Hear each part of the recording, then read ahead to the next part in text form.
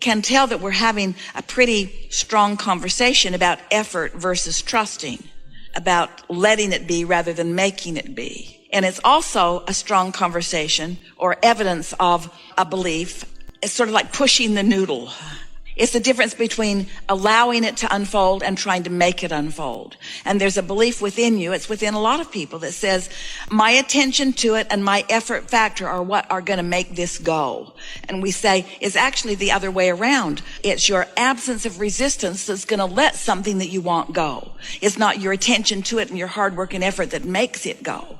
And people don't get that because there is a certain action factor that does make the difference. In other words, you could line people up with something to move from one place to another, and a strong person could pick it up and move it faster than a weaker person. Someone more determined is going to move that physical thing further. But that's not the game you play in. You're playing in a game of higher stakes with faster currents and energies and bigger repercussions and bigger results than just moving something from one place to another. So don't let yourself be confused about what a little bit of mediocre action can accomplish in relationship with what true alignment to the energy that creates worlds can accomplish. And sometimes people sacrifice their alignment and all of that power for just using their brute strength or willingness to dig in with their minds to accomplish something. Did you hear that? And you know how you can tell the difference? By how it feels. If it feels hard, it isn't working. If it feels hard, you're working.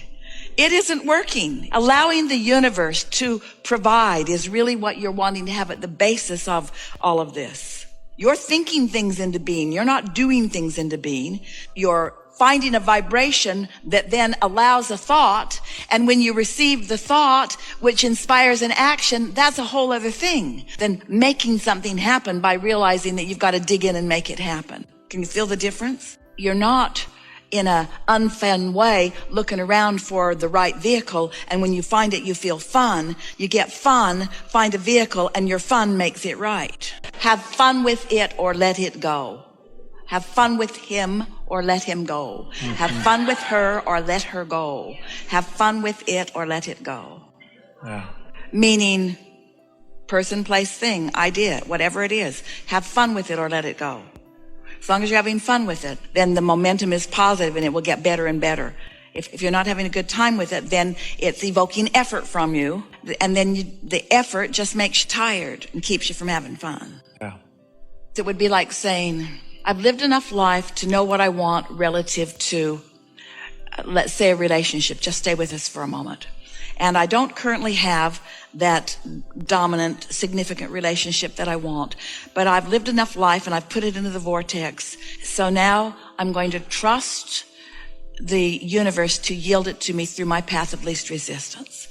And then you get an idea. I'm going to do online dating. Well, you want to ask yourself, where did that idea come from? Did it come from here or did it come from here? Is it effort? Is it logic and statistics, or was it truly an inspired thought? Or I'm wanting to create a magnificent business enterprise, and I've put all of my desires and interests into my vortex, and then I get an idea. Well, did the idea come from alignment, or is it an action-oriented idea that I've tried before? You have to play with this a little bit before you know the difference.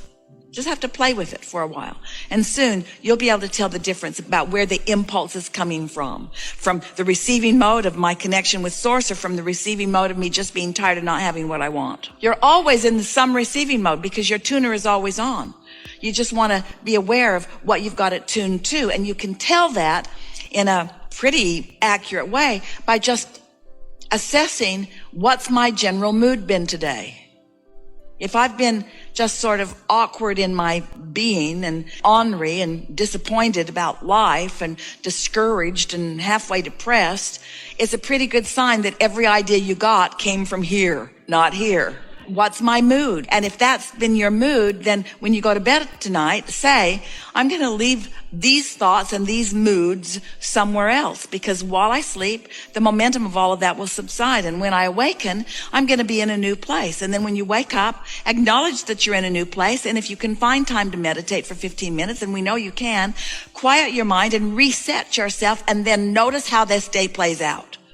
We've been talking about meditation with you all a lot today, and we know that these are only words to you until you've actually quieted your mind and gotten to that place where you are actually feeling detached from your body and where you can actually feel yourself feeling different than you have felt in terms of consciousness, and where you're detached enough that you really can't tell your toe from your nose. In other words, you can feel that you're in that different space, and then an idea occurs to you and feels good when it occurs, and then produces really good experience as you follow through with it. Until you've actually had that experience, then you don't know what we're talking about here.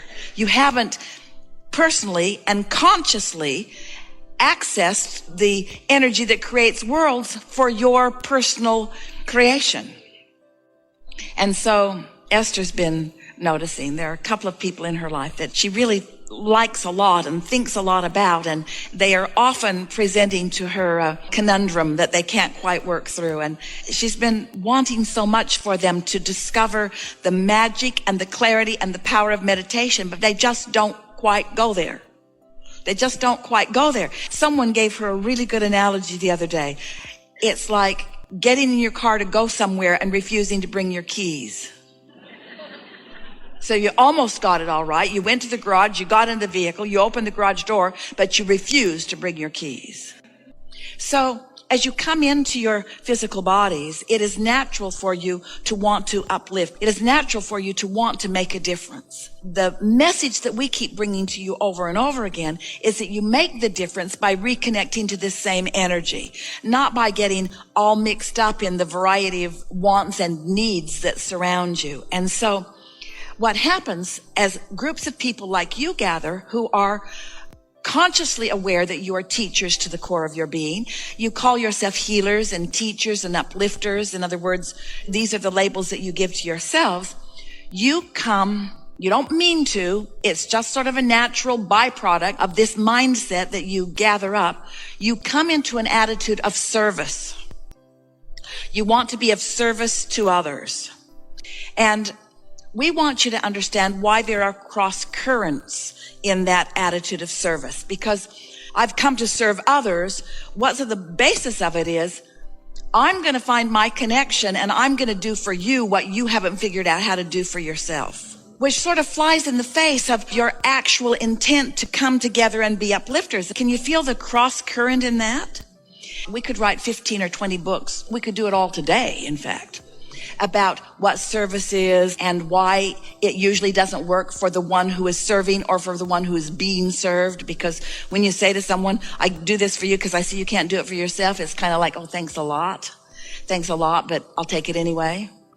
You know how we were just talking about how the birds will come as non-physical messengers. And often after someone that you love makes their departure or reemerges into non-physical and you feel that they are gone to you, and often their non-physical beingness will engage a bird or some other nice available critter to bring a message to you.